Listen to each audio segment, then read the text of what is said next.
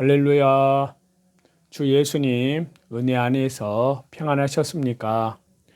오늘은요, 구약성경 여호수아 19장에서부터 21장까지 말씀인데요.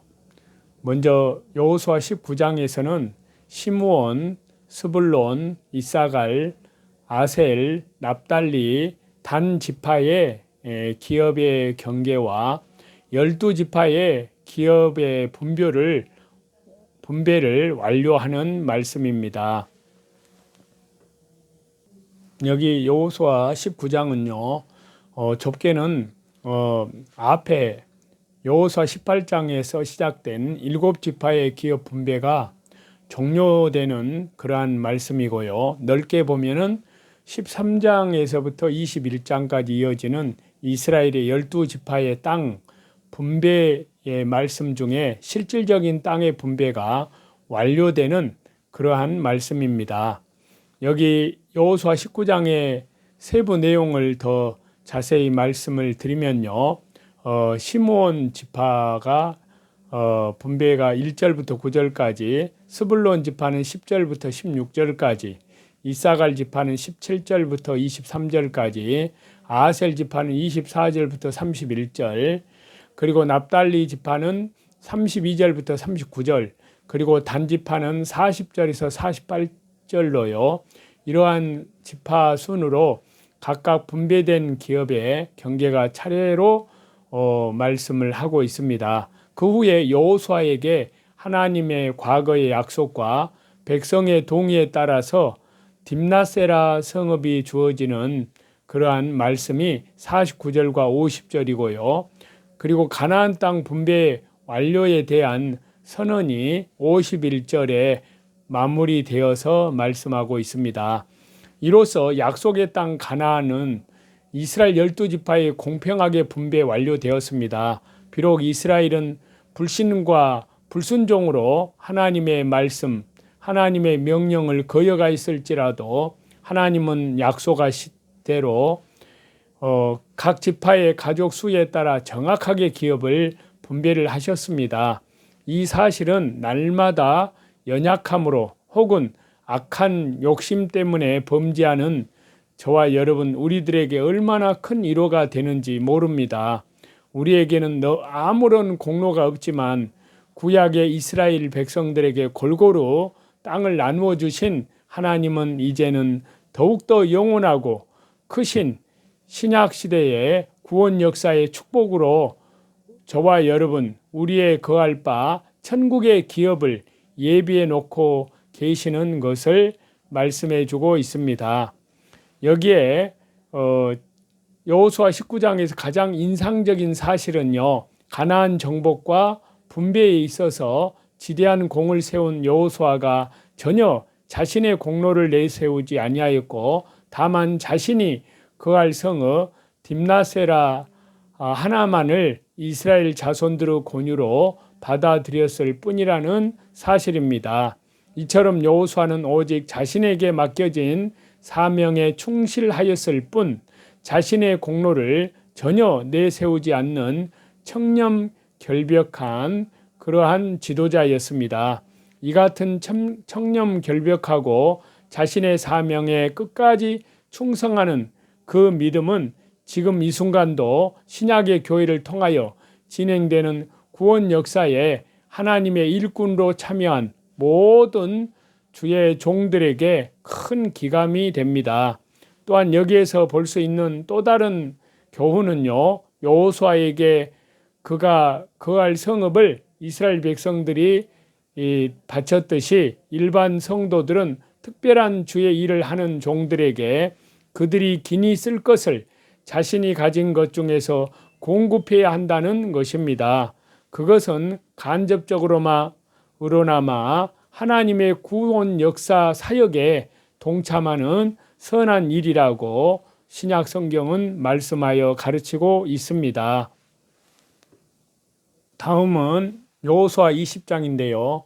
여기에서는 6 도피성의 특정에 대한 말씀을 하고 있습니다. 도피성의 설정 명령을 받은 여호수아가 이미 모세에 의해서 요단 동편에서 선정된 3개의 성읍 외에 요단 서편에서 3개의 성읍을 더 선정하여 모두 6개의 도피성을 설정하는 그러한 모습인데요. 먼저 요단 동편에선 루벤 지파의 성읍, 베셀, 갓 지파의 성읍, 길르앗 라못, 그리고 므낫세 지파의 성읍, 바산 골란이 새 도피성으로 선정이 되었습니다. 그리고 요단 서편에서는 납달리 지파의 성읍, 게데스, 에브라임 지파의 성읍, 세겜, 유다 지파의 기랏 아르바, 곧 헤브론이 새 도피성으로 각기 선정이 되었습니다. 이처럼 도피성은 이스라엘이 차지한 가나안 땅 전역에 걸쳐 골고루 선정이 되었습니다. 또한 도피성으로 구별된 성읍은 대부분 어디에서나 볼 수 있도록 산 위에 위치하였고요. 성읍으로 가는 길도 넓고 평탄하게 잘 닦여 있었습니다. 그 모든 것은 부지 중에 살인한 자가 재빨리 도피할 수 있게 하기 위한 조처였습니다. 물론 이러한 도피성은 이스라엘 자손뿐만이 아니라 이방인과 나그네도 이용할 수 있었습니다. 한편으로 이와 마찬가지로 오늘날 그리스도 역시 인종과 신분과 지 여부를 막론하고 누구에게나 동일한 구원의 은총을 베풀어 주십니다. 그런즉 이제 우리에게 요구되는 것은요, 구원의 문을 활짝 열어놓으신 하나님께서 우리를 기다리고 계시는 하나님께 나아가는 것입니다. 더욱이 그리스도께서는 내가 곧 길이요 진리요 생명이니 나로 그리스도로 말미암지 않고는 아버지께로 올 자가 없느니라고 하셨습니다. 그 하나님께 나아가는 길 외에는 구원의 방도가, 예수 그리스도께 나아가는 길 외에는 구원의 방도가 없음을 저와 여러분에게 가르치고 있는 것입니다. 다음은 여호수아 21장인데요. 여기에서는 레인 내 전국의 성읍을 분배하는 그러한 말씀을 하고 있습니다.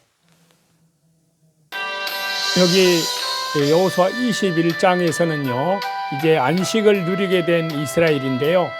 하나님께서 이스라엘의 조상 아브라함에게 하신 약속이 온전하게 성취되었음을 선언하는 그러한 말씀입니다. 즉, 각 지파에 대한 기업의 분배, 또 레인의 성읍 할당이 끝나자 하나님께서는 약속하신 가나안 온 땅을 이스라엘에게 다 주셨음과 그리하여 저들이 안식해 되었음을 밝히고 있습니다. 그리고 이로써 이제 하나님의 뜻이 다 성취되었음을 선포하고 있는 것입니다. 이처럼 하나님은 하나님의 약속을 잊지 않으시고 변개치 아니하시며 반드시 성취하시는 신실하신 분이십니다. 사실 이스라엘이 애굽 땅에서 종살이 할 때라든가 혹은 하나님께 범죄하여 징계를 당할 때는 하나님의 약속이 무산되는 것이 아닌가 하고 생각되어지기도 하였습니다.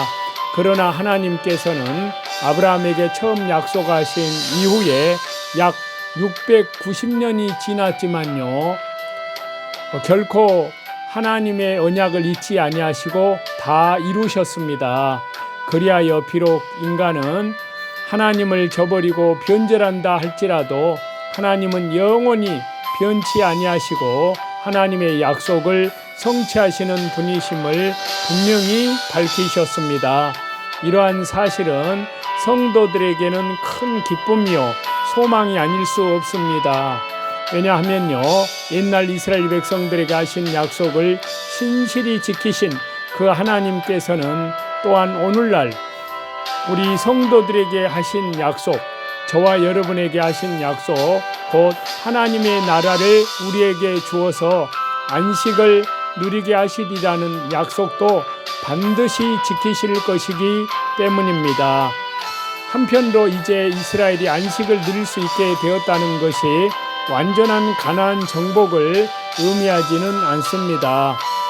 그들에게는 아직도 정복하고 차지해야 할 땅이 상당 부분 남아 있었습니다. 그럼에도 불구하고 그들이 안식을 누릴 수 있게 된 것은 하나님께서 남은 원주민들을 두렵게 하시고 또한 이스라엘을 지켜주실 것이기 때문이었습니다. 마찬가지로 저와 여러분, 우리 성도들 역시 아직 영적 전쟁을 계속 수행하는 단계에 있지만요, 그리스도 안에서 영적 안식을 누리고 있습니다. 그것은 우리의 대장 되신 우리의 만왕의 왕이신 주 예수님께서 이미 사탄의 무리에게 치명적인 공격을 가하셨고 또한 우리를 항상 날마다 돌보시고 계시기 때문입니다. 십자가로 또한 승리하셨기 때문입니다. 그러나 성도들은 아직 영적 전쟁을 완전히 마치는 날까지 경성해야 하고요, 완강히 최후의 발악을 일삼고 있는 사탄의 세력들과 필사 항쟁을 벌이지 않으면 안 됩니다. 왜냐하면요, 사단의 무리들은 옛날 가나안 족속이 그러했던 것처럼 하나님과 성도들을 공격하기 위해 아직도 호시탐탐 기회만을 엿보고 있기 때문입니다. 하나님께서는 이스라엘에게 약속하신 것을 다 이루시고 그들에게 안식을 주셨습니다. 이는 이스라엘 백성들이 하나님께서 부여하신 임무를 다 수행하였음을 의미합니다. 오늘날 저와 여러분 우리에게도 하나님께서는 안식을 주셨습니다. 여기서 성도는 세상 사람들과는 다른 것입니다. 세상 사람들은 하늘나라의 소망이 없어 죽음에 대한 공포가 너무나 큽니다. 그래서 삶에 대한 공허함과 불안함이 내재해 있습니다. 그러나 성도에게는 평안이 있습니다. 이것은 하나님께서 친히 우리에게 주신 것입니다. 그래서 우리는 가난하면 가난한 대로, 부요하면 부요한 대로 마음의 평안을 간직하고 있습니다. 우리에게는 소망의 하나님이 계셔서 기쁨과 평강이 충만한 것입니다. 우리의 삶에는 때때로 찾아오는 고통이나 고난들이 있습니다. 그것들이 당시에는 슬퍼 보이지만 후에는 의의 평강한